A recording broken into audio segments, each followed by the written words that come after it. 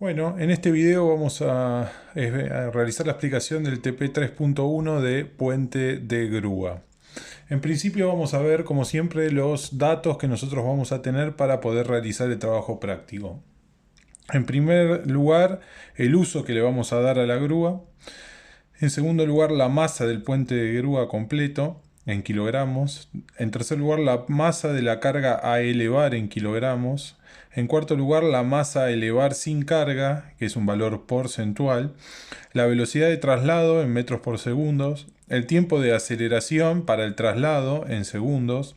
La velocidad de elevación en metros por segundo. El tiempo de aceleración de elevación. La velocidad de descenso lento con carga nominal, también en porcentaje de la carga máxima. El tipo de ambiente. La velocidad de elevación a plena carga, que va a ser un porcentual de la carga máxima. La altura de elevación. La longitud de recorrido máximo y el tipo de cadena cinemática que vamos a tener. Vamos a ver en primera instancia un pequeño esquema que realizamos para poder entender las distintas partes constitutivas de un puente de grúa y los movimientos más importantes y los motores que lo accionan. Un puente de grúa se compone de un bastidor que realiza la traslación sobre dos rieles o dos guías que tenemos ubicados en alguna parte, en algunas paredes de nuestra planta industrial, realizando un movimiento que se conoce como de traslación, donde el puente de grúa completo avanza o retrocede para llegar a las distintas partes que tiene, las distintas partes longitudinales que tiene nuestra planta. Por otro lado, arriba de nuestro bastidor principal, nosotros lo que tenemos es un carro. El carro lo que realiza es otro movimiento de traslación sobre el bastidor principal, que lo que le permite es movilizar el gancho desde un extremo al otro de la luz en la cual tenemos nosotros colgados nuestro bastidor principal del puente de grúa. Y por último, arriba del carro nosotros tenemos un tambor con un cable y un gancho que lo que nos permite es realizar el movimiento de elevación, o sea, de ascenso y descenso de la carga. Para poder realizar estos movimientos, como mínimo, nosotros necesitamos un motor de elevación, que es el que tracciona a nuestro tambor para elevar y descender el gancho, un motor de traslación para nuestro carro, que realiza la traslación del carro sobre el bastidor principal, y otro motor de traslación para el bastidor principal que mueve todo el puente de grúa. Una vez dicho esto, pasemos ahora al cálculo al procedimiento de cálculo, perdón. Bien, el primer paso que vamos a tener que realizar es el cálculo del motor de traslación. Para poder, o sea, solamente nos vamos a concentrar en el motor de traslación del puente principal. No vamos a detenernos en el del carro. Igualmente, en caso de tener que calcular el del carro, el procedimiento sería el mismo, solamente trabajando con los pesos del carro en vez de los pesos del puente de grúa completo. En primer lugar, lo que tenemos que determinar es la potencia a plena carga que van a tener esos motores, la cual se determina con la fórmula que es MPC por G por F por la velocidad de traslado dividido el rendimiento. Vamos a revisar. MPC es la masa de plena carga, que es la masa de la carga más la masa del puente, porque el motor de traslación va a tener que trasladar tanto al puente como a la carga que nosotros tengamos encima. Por eso es la sumatoria de las dos masas. G, la gravedad para transformarlo en peso. F, el factor de resistencia a la rodadura. B, la velocidad de traslado. Esto nos queda en definitiva una energía por unidad de tiempo, que sería una potencia, y dividido el rendimiento de la cadena cinemática, porque obviamente parte de la energía la vamos a perder por culpa de todas nuestras transmisiones. ¿Qué es el factor de resistencia a la rodadura? Cuando nosotros estamos movilizando una carga de manera horizontal con ruedas metálicas apoyados sobre rieles, lo que vamos a observar es que lo que yo tengo que lograr vencer para poder movilizar la carga es el esfuerzo que me realizan todos los tipos de esfuerzos, de pérdidas que yo tenga, los rozamientos, y el factor de rodadura, que como ya se vio en clase es un factor en el cual, debido a la deformación del riel, aparece una fuerza que se opone al movimiento. Esta es la fuerza principal en cualquier movimiento de traslación y es la que debo llegar a vencer. En definitiva, es un coeficiente que va a ser de un valor muy pequeño y va a ser un porcentaje de la masa que yo voy a necesitar mover. Una vez que determino la potencia de plena carga, puedo calcular la cupla de plena carga, que va a ser igual a la potencia de plena carga dividido a la velocidad del motor. Recuerden que siempre vamos a tener, en caso de tener una cadena de tren reductor, vamos a tener que referir todas las velocidades y todas las cuplas al lado motor para poder realizar los cálculos. Una vez determinado la potencia de plena carga, lo que tengo que hacer es corregir esta potencia. Para eso necesito calcular tres coeficientes denominados KB, KA y KF. Estos coeficientes tienen en cuenta distintos aspectos de funcionamiento de un puente de grúa. El primero que vamos a ver es el coeficiente KB o coeficiente de reducción de potencia por funcionamiento en vacío. Este coeficiente viene a hacer las veces de un estudio de servicio. ¿Por qué? Primero, como indica bien acá, es un coeficiente de reducción de potencia, por lo tanto va a ser un coeficiente que lo que nos va a hacer es corregir la potencia de plena carga, pero hacia abajo va a reducir el valor. ¿Y por qué vamos a reducir el valor? Porque vamos a tener en cuenta que en un puente de grúa, por ejemplo en un movimiento de traslación, nosotros tenemos nuestro gancho, nuestro puente de grúa tiene un movimiento de elevación, como dijimos, y de traslación. Ahora, cuando el puente de grúa toma la carga, eleva la carga, activo la traslación y ahí estoy trabajando con la carga máxima, que es el peso del puente de grúa más la carga que yo estoy moviendo. Ahora, cuando yo dejo mi carga y el puente de grúa vuelve a subir y vuelve a la posición inicial para buscar otra carga, este movimiento de traslación lo estoy realizando descargado. Por lo tanto, el motor lo que está viendo en definitiva es una carga menor a la carga máxima. Entonces tenemos un movimiento cargado, un movimiento descargado, un movimiento cargado, un movimiento descargado. Esto es equivalente a un servicio intermitente con carga variable. Entonces, mediante la utilización del coeficiente KB, lo que nosotros vamos a poder calcular es, gracias a este tipo de servicio que nosotros estamos desarrollando, si es necesario, si podemos reducir la potencia necesaria del motor porque térmicamente no lo estamos exigiendo tanto, o si por el contrario no es posible y debemos mantener la potencia de plena carga. Primero, lo que debemos hacer para calcular el coeficiente es hallar la relación entre la cupla en vacío y la cupla de plena carga.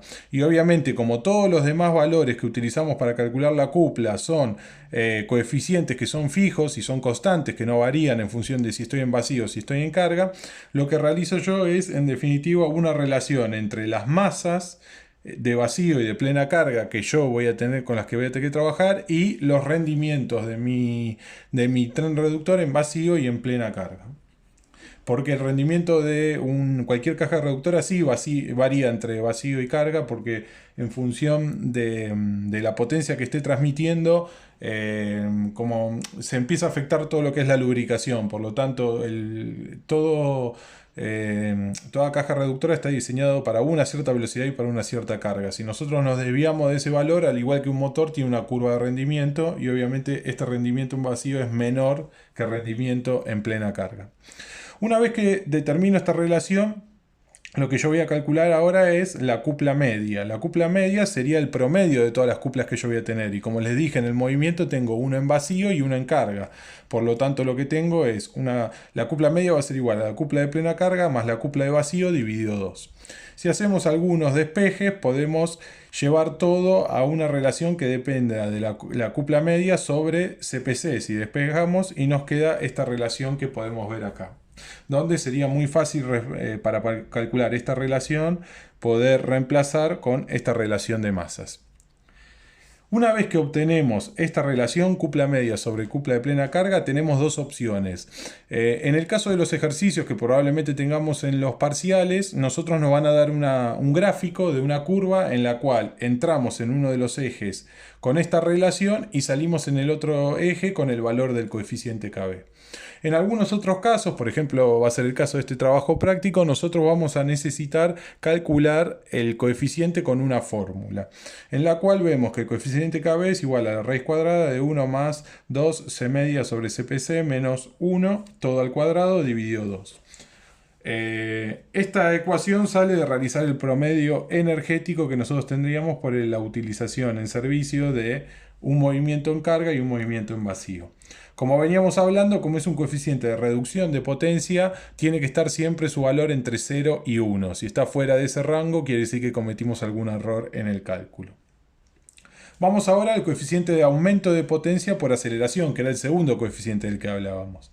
Cuando nosotros calculamos el motor, nosotros lo calculamos en movimiento ya estacionario establecido. Ahora, lo que nosotros podemos ver a analizar el funcionamiento completo es que debido a los distintos arranques que nosotros vamos a tener, lo que se va a producir es un aumento de la temperatura que va a enfrentar el motor. Por eso es importante utilizar un coeficiente de corrección que lo que me va a hacer es, en caso de tener una gran cantidad de arranques sobra o que los arranques sean de una magnitud debido a los valores de la carga muy importantes, lo que vamos a hacer es tener que aumentar la potencia de mi motor para poder compensar el mayor esfuerzo térmico. Entonces, para poder calcular el coeficiente de aumento de potencia por aceleración, que habíamos dicho que era el Ka, lo anotamos aquí para que ya quede, lo que tenemos que hacer es primero calcular el momento de inercia total de nuestro sistema, el cual es igual al momento de inercia de arranque más el momento de inercia del motor más el momento de inercia del reductor o de nuestro accionamiento, ¿no? En este caso sería solo un reductor. En principio, el momento de inercia que le ponemos como arranque o de las masas, si lo denominamos correctamente, es el momento de inercia de las masas en movimiento a acelerar, va a ser igual a 2 veces la energía de arranque dividido el rendimiento de plena carga por la velocidad del motor al cuadrado. Ahora, si abrimos la energía de arranque, nosotros vamos a ver que la energía en cualquier movimiento, la energía cinemática, que era igual a un medio de la masa por la velocidad al cuadrado. Por lo tanto, reemplazamos por un medio de la masa, en vez de podríamos colocar directamente la masa o como está expresado aquí, que es como está expresado en el apunte, que es GPC, que sería el peso de la carga a movilizar sobre la gravedad. En definitiva, es la masa de todo el conjunto. Obviamente recuerden que en este caso, por ser un motor de traslación, era de la carga más el puente por la velocidad de traslación al cuadrado dividido el rendimiento. Siempre tenemos que afectar todo por el rendimiento.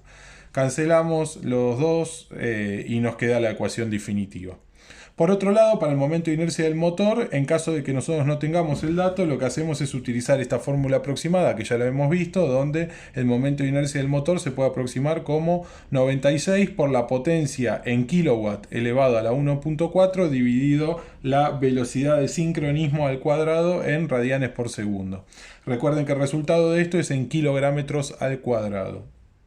Por último, para el momento de inercia de las masas en movimiento circular o el momento de inercia del reductor, nosotros vamos a establecer como una aproximación que es entre 1 y 2 veces el momento de inercia del motor. O sea, pueden tomar directamente 1,5 veces el momento de inercia del motor y realizamos el cálculo de esa manera.